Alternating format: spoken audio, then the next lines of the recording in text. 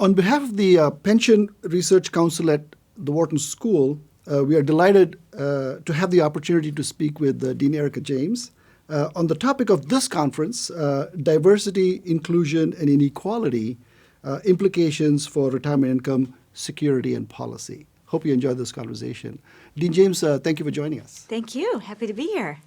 So, Dean James, over your career, you have studied and written extensively on workplace diversity and leadership, particularly in the face of shocks and crises.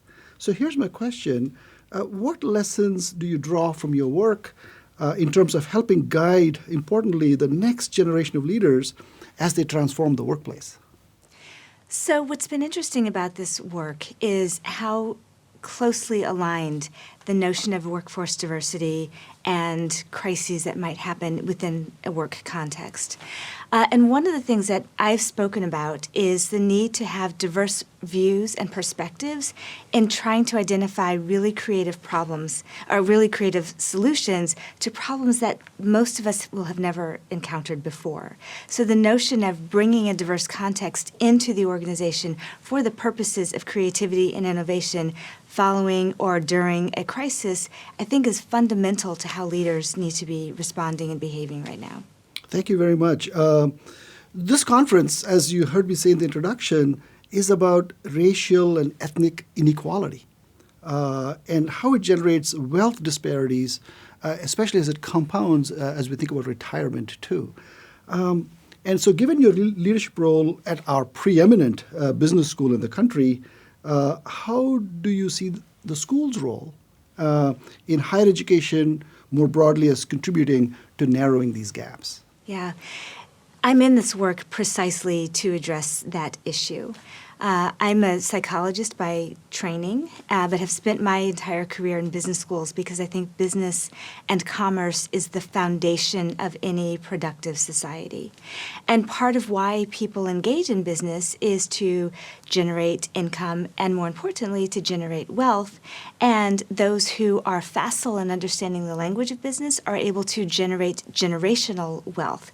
And a part of that is the need for security during retirement. And I really see business schools in particular as being a bedrock for providing the skill set, not only to the students who are embedded within our core, our actual undergraduate or MBA students, but also to generate the research that can be disseminated around the world through a variety of different media, whether it's social media, whether it's workforce development programs that are non-degree granting, whether it's working in high schools to introduce the concepts of financial literacy and, even more importantly, financial fluency to young people so that it becomes part of the vernacular and part of the understanding about society and how society functions and what role individuals play in that. So I really think that business schools in particular, higher education more broadly, is a really important factor in creating the kind of knowledge base that's necessary to secure people's retirement and then to go on to create generational wealth and to close the wealth gap. Dean James, this is very inspiring. In fact, so inspiring that I want to go back to school and be part of this curriculum. Welcome. You're welcome to. It's so exciting. It's such progress in our thinking and evolution. But we are researchers and we're thinking about researching this topic. And so it'd be interesting to get your thoughts on how we as researchers and faculty and teachers might help guide the next generation of savers. And investors, Gen Z, Gen Alpha too, that we're talking about now, and how do we engage with them and help them think about and achieve financial security? Yeah. The more they know, the more they will behave in ways that are consistent with what the literature shows us. So to the extent that our research is brought into the classroom, to the extent that our research is proliferated in ways that that people have access to, the more I think students will naturally want to follow the teachings, the insights, the perspectives, the conclusions that are drawn from that scholarship. So the relationship between creating new knowledge, disseminating new knowledge, and then behavior change in accordance with that knowledge should be a seamless one. But it starts with the genesis of the ideas, and it starts with the hypothesis testing and the curation of knowledge through that scholarship experience. I totally agree with this. So I remember even after all these years when I was in school, we had a class on negotiations. And all that has stuck with me. Right. The initial negotiation, the tools begin to play, then you gain experience. Because negotiations is something that you will do every day for the rest of your life. Yes. Just like planning for your financial well-being is something that we should be thinking about and planning for every day for the rest of our life. So fundamental. So thank you very much. So a little bit of some of the research that we have done on my team at my organization. One of the findings from our research is that Black and Hispanic Americans tend to be less financially literate, heading to higher debt levels, less retirement planning, and less financial resilience during times of economic downturns. We've even coined a term, we call it, let's retire inequality. So while this finding is startling, of course, we have to take into account historical injustices, including systemic inequalities and obstacles that have existed in our society. So how can schools like Wharton help make the workplace more inclusive, less biased? And in your role as dean, how could we help us think about and resolving and working towards these ends? Yeah, such an important question. I think at the root of what you're describing is a lack of trust in systems and in institutions and in organizations.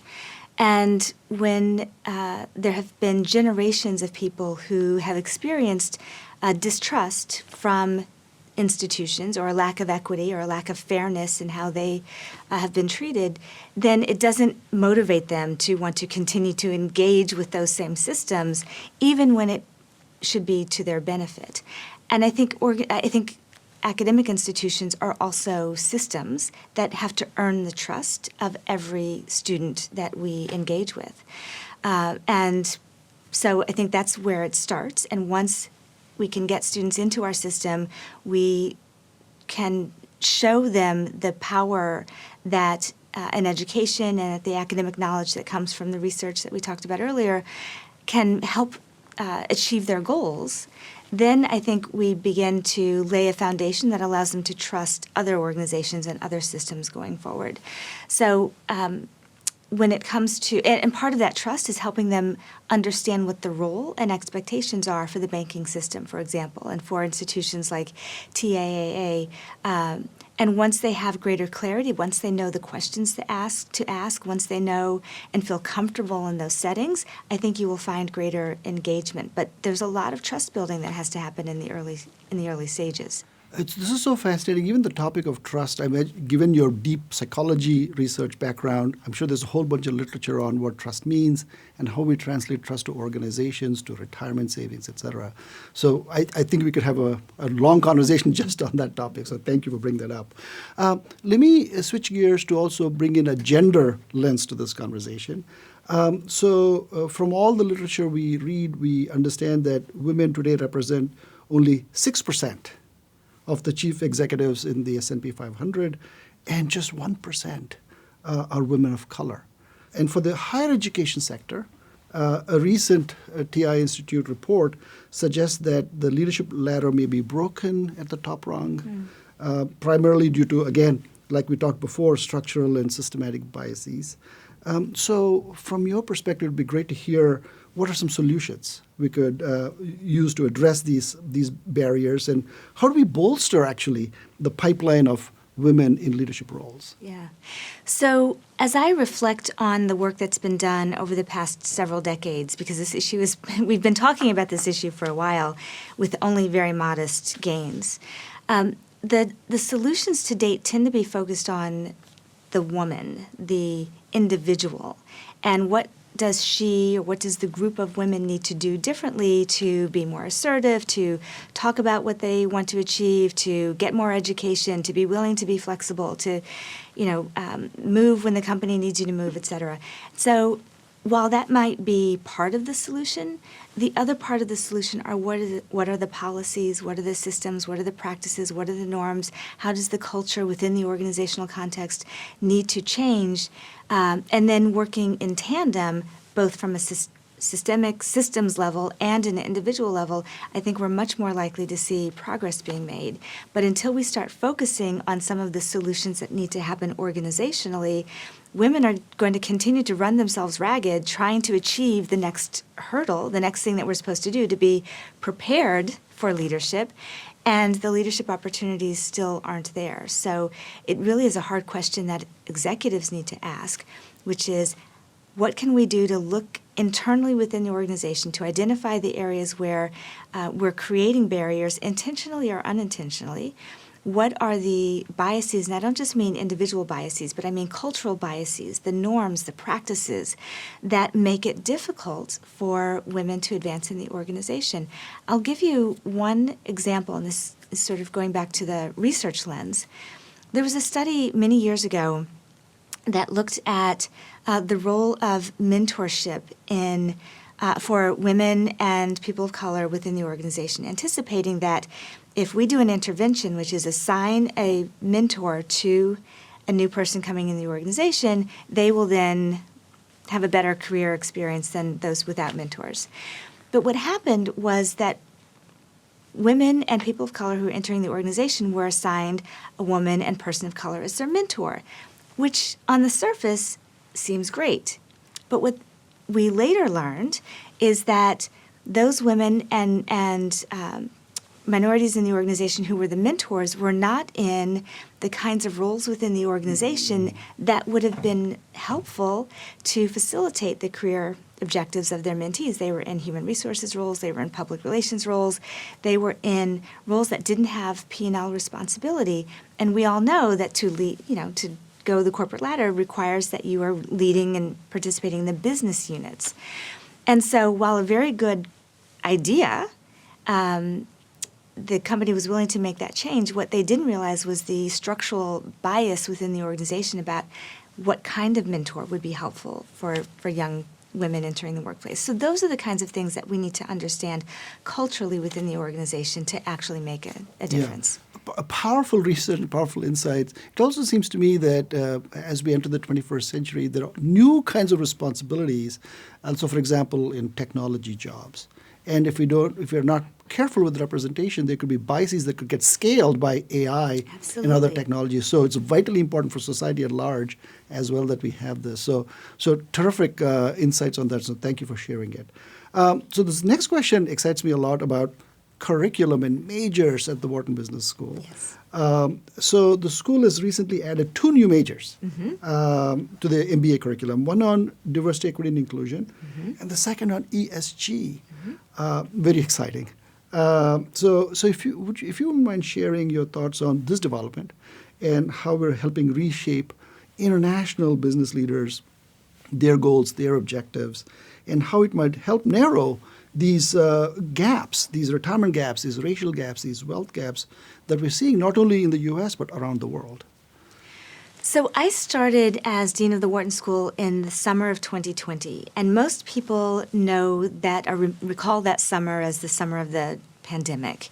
And while that was happening in the world and we were all being responsive to that, a couple of other things were happening. One, it was the same summer that the Corporate Business Roundtable put out its latest, or at that point, latest statement that was really making a strong commitment to matters of the environment, sustainability, social issues, governance concerns, et cetera.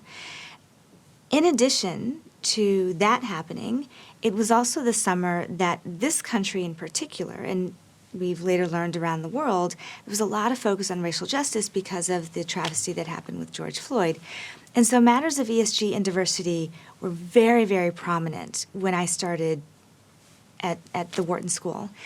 And I was honestly surprised at how much various stakeholders to Wharton were asking us to take a leadership role in those 2 areas. Our students were asking for it and expecting it. Our faculty were asking for it and expecting it. We had alumni who were very eager to find ways to support the school, et cetera. And I realized this is a moment in time where we need to take advantage of what's happening in the zeitgeist of the world. And those were issues that were happening in the zeitgeist of the world. And they are inextricably tied to a business curriculum. Although most business schools at that time had not made it so so boldly as a part of their curriculum. And so what we wanted to do was say, while we don't anticipate many or a lot of our students to become the next vice president of sustainability or the next chief diversity officer, we know that our students are going to be going into organizations whose leadership is tasked with leading a workforce and creating business results that are tied to issues connected to diversity and ESG. And so we need to prepare our students for working in that context and having an edge, an academic edge, because they have been grounded in content that is so clearly aligned with the issues that most senior executives are grappling with right now. So that was the impetus for this work. We actually wanted to see, because we've had these courses on our books for a while, but we've not really aggregated them in a way to form an explicit major. So we went back a couple of years and looked at the number of students who were taking those courses already, who would have earned a major in them had a major existed at that time. And the number was like 40% of our MBA students had already taken enough classes in ESG or diversity to have warranted a major. So this has been an interest for our student population for a long time. And clearly we've had the faculty on board whose scholarship and teaching interests were already aligned. We just needed to put the structure around it. Thank you for your leadership on this, much needed, as you say. And yes, I was part of that alumni who was eager to see this happen. So we're very glad it did. So thank you. We'll end perhaps with one more question, if you don't mind, maybe on a personal note.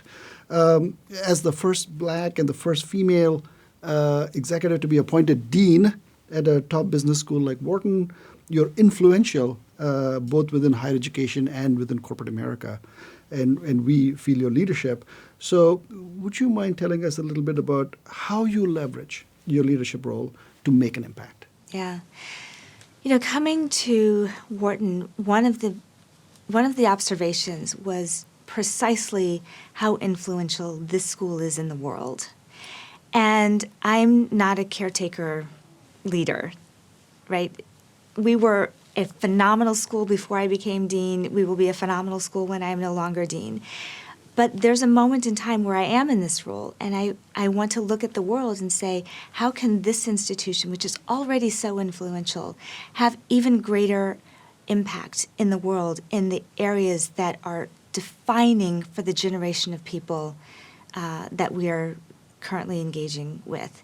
And so again, going back to your previous question around ESG and diversity, those are two elements that are so central in the world, and Wharton is uniquely positioned because of the caliber of our faculty and our research, and because of the interests and passions and capabilities of our students. When we put the right infrastructure in place, there's no reason why we should not be a leading agent in the world, not just among business schools, not just among higher education institutions, but as an entity that is influencing the progress of society. I just fundamentally believe that it is our responsibility as an academic institution, but I think it is even more a responsibility when you have the clout and the influence of a school like Wharton. Thank you very much. We can feel the leadership. We appreciate the vision and the impact that you're making. So, and we are very grateful, and thank you for joining us today. Thank you. In closing, we are most grateful to Dean James for her willingness to share her perspective on retirement income security with our conference participants. We thank you and hope that you'll be able to participate in future PRC events.